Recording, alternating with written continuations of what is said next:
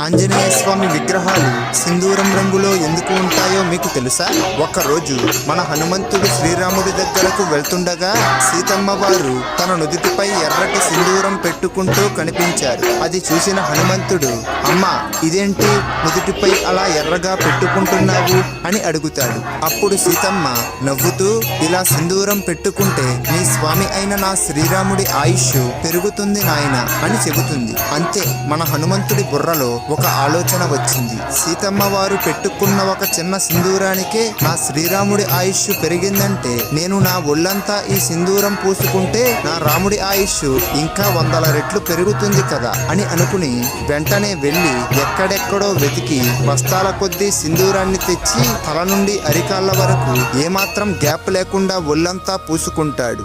ఒంటి నిండా సింధూరం పూసుకున్న హనుమంతుడు నేరుగా శ్రీరాముడి సభలోకి చాలా ఆనందంగా వెళ్తాడు.